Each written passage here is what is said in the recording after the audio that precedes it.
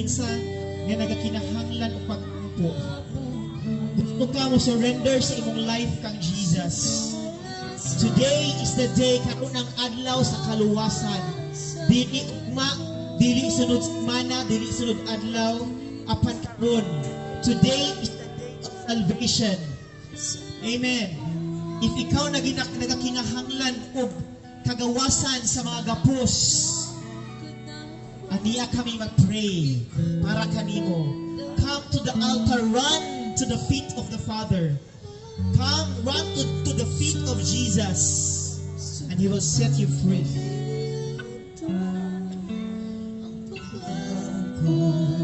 Ikaw lamang, Jesus.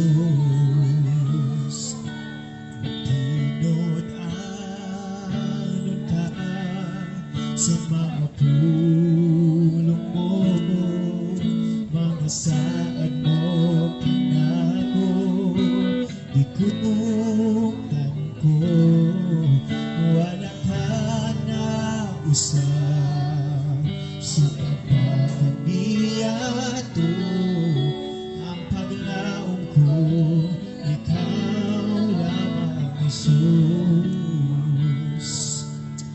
Amen. If you want to surrender your life to Jesus, pray this prayer right now. Thank you, Lord. Ginoong Jesus, sa makausapa, ako nagatugyan sa akong kinabuhi diha kanimo. Ako nagaita na ikaw ang anak sa Diyos. Ikaw namatay alang kanako. Imuhang dugo na ula aron sa paghugas sa akong kasalanan.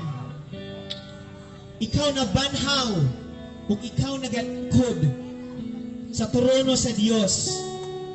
Ginoong Hesus, pasaylo ako Ginoo sa akong mga kasalanan. Ginoong Hesus, hugasi ako sa imuhang balaang dugo.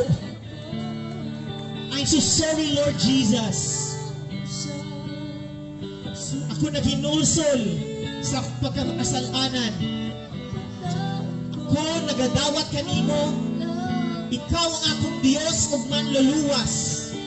Ginaila ko ikaw nga mao na ang Diyos sa akong kinabuhi. Ginoong Hesus, isulat ang ako ang ngalan sa libro sa kinabuhi. Ginoong Hesus, magkuha ang akong kinabuhi. Puna ako sa imong balang espiritu. Puna ako sa imong presensya. Puna ako, Lord, sa imong gugma. Salamat, Lord Jesus, na ako imuha ng anak. Oh, Jesus, we worship your name. Thank you, Lord. Salamat, Ginoo, sa imong pagkamaayo, Lord.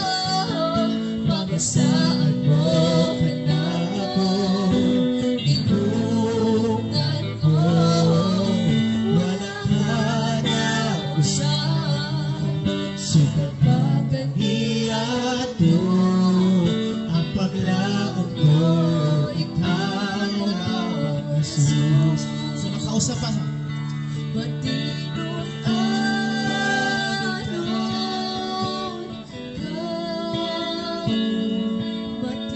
Yes, Lord, you are faithful. Anyone, kinsa man dira ang nagakinahanglan o kaayuhan sa balatian, Jesus is alive. Ang Diyos, si Diyos, Jesu Cristo, buhi. Kung ikaw nagakinahanglan o kaayuhan sa balatian,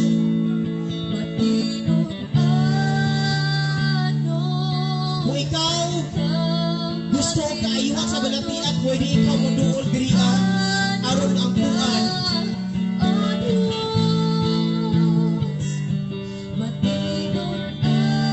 Exalt your name, Lord.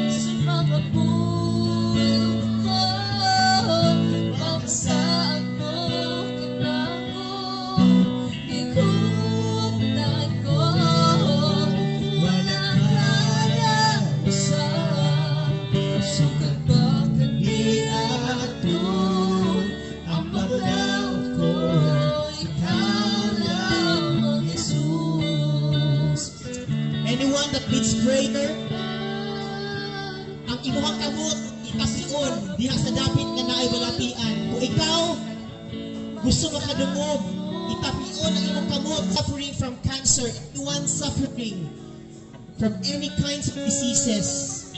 Kanang imuhang kamot, itapion diha sa imong dapit nga balatian. Ug dawata ang kaayuhan sa Dios. In the name of Jesus, I declare healing. As your people, Lord, sa mga katawhan, makahikap niya ng abahin sa lawas nga naay balatian. Lord God, I declare, I come against every form of tumor in that body. Every variant tumor must go right now in the name of Jesus. I declare that myoma to be healed. Every form of myoma to be healed in the name of Jesus. Every form of goiter, right now I command that to go in the name of Jesus. Every barrenness, there is a lady, anyone, any woman, any lady that is nga nagasuffer of barrenness, nagasuffer sa pagkabaog. Kung ikaw nagapangandoy na aduna kay anak, right now by faith, tawaga si Jesus Christ, itapion imong kamot diha sa imong tiyan. O I declare that womb to be open right now in the name of Jesus. I command that womb in the name of Jesus to be open. And I declare na kanang kababayi nga nagapangandoy og anak, makabuton og anak sa pangalan ni Jesus. If you are suffering from drug addiction, I declare every form of drug addiction to go in the name of Jesus. Every witchcraft strongholds, there is a witchcraft following your generation.